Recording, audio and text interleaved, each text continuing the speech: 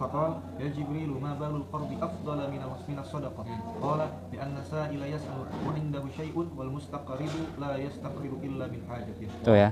Kenapa hutang itu menghutangi lebih utama daripada bersedekah? Karena orang yang disedekahi bisa jadi dia itu nggak terlalu butuh atau memang nggak butuh sama sekali. Tapi kalau orang yang berhutang itu pasti dia itu sangat membutuhkan. Tapi banyak juga yang menghutangnya. nah, tapi nggak semuanya ya, nggak semuanya. Sekarang ini ala wajhil ghalib, ala sabil ghalib. Zaman sekarang, zaman dahulu itu zaman dahulu. Kalau zaman sekarang perusahaan-perusahaan besar itu hutangnya itu ratusan juta, miliaran ya. Oh, kalau itu. Sekarang kita duduknya berapa triliun? Kita itu katanya bisa disakati. Hah? Negara kita. Oh iya, iya emang. Parah emang. Makanya harus menang ini Anis ya. Ini pemilu ini satu putaran apa dua putaran? Satu putaran. Satu putaran. Taing. Satu lah malas kali ngantri di KBRI. Pagi sampai sore. Betul semalam. Ya pemilu apa TPS Kairo sama Turki bagus banget tuh. Dulu. Makanya bagi yang di situ meminta tambahan, mestinya kan kalau hitung secara matematika itu kalau kita menghutangi itu kan kembali lagi, enggak ya. Tetapi kalau menghutang itu dipandang dari sisi karena orang yang menghutang itu pasti butuh. Itu. Makanya ketika orang yang di situ menambahi atau mensyaratkan harus adanya nilai lebih daripada yang dihutangi, maka itu adalah riba. Kullu qardin jarra naf'an lil muqrid fa huwa riba. Setiap hutang yang di situ mendatangkan kemanfaatan kepada mukrid yang menghutangi, maka itu adalah riba. Ya itu dan sekarang ini adalah surah atau apa? Praktek transaksi yang di situ terjadi zaman dahulu. Kalau zaman sekarang yang memang masih terlihat hutang adalah apa? Rentenir. Terus apa lagi? Kalau yang sudah nggak kelihatan itu kayak ShopeePay atau bunga bank. Ya, ShopeePay itu riba. ShopeePay. Iya. Makanya mereka sudah menyediakan fitur Shopee Berkah. Maka kita harus pakai itu kalau kita mau mesen. Nanti tanpa adanya ShopeePay. Jadi mereka sudah ngaku gitu. Parah. Ya. Hah? Kita kan ngisi duit di situ kan. Kita naruh duit di situ kan. Top up ya. Nah, kemudian duitnya ini nggak tahu kan diapain kan? Ya enggak? Mestinya kan digolak, diputarkan. Dan dipakai oleh mereka. Nah, kemudian ketika kita membeli sesuatu dengan menggunakan ShopeePay tadi dan dana yang ada di dalamnya, itu kita dapat diskon. Diskon ini adalah ziyadah daripada kita menaruh duit di situ. Ya enggak? Ya enggak? Maka apa yang kita dapatkan berupa diskon ini adalah riba. Kenapa itu nggak bisa dikatakan kita menabung? Karena duitnya dipakai sama mereka.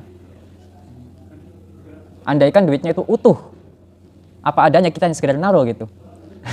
Jadi nabung di bank juga gitu ya? Nah ya makanya konvensional, makanya kita harus beralih ke bank syariah.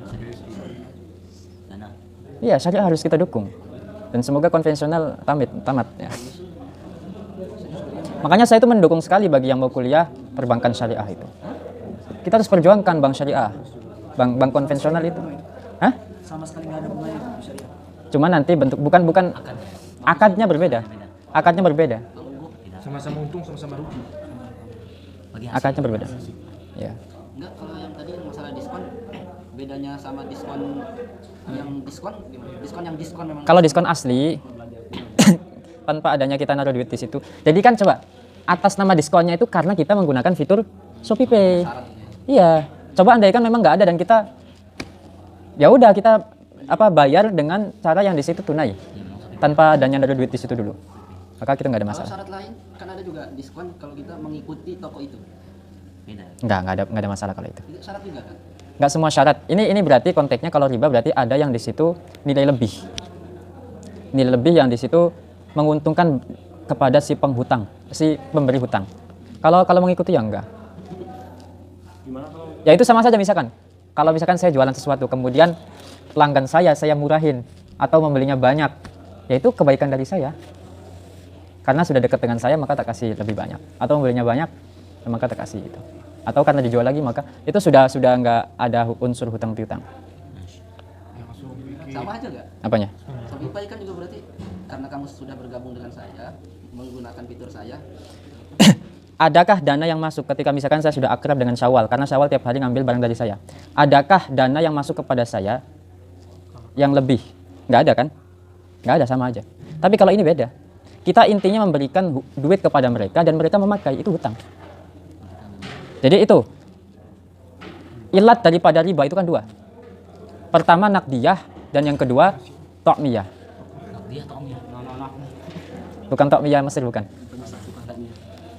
Jadi ilat daripada riba, sesuatu bisa dikatakan riba itu kalau ada dua alasan. Pertama alasan nakdiyah, keuangan atau ke alat bayaran.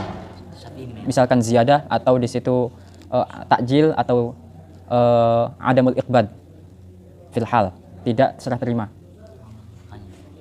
Berarti nah itu karena unsur daripada alat bayar tersebut yang bermasalah. Tapi berbeda ketika kasusnya saya sudah dekat dengan Syawal, sudah akrab, ya udahlah kepada teman aja ya kasih.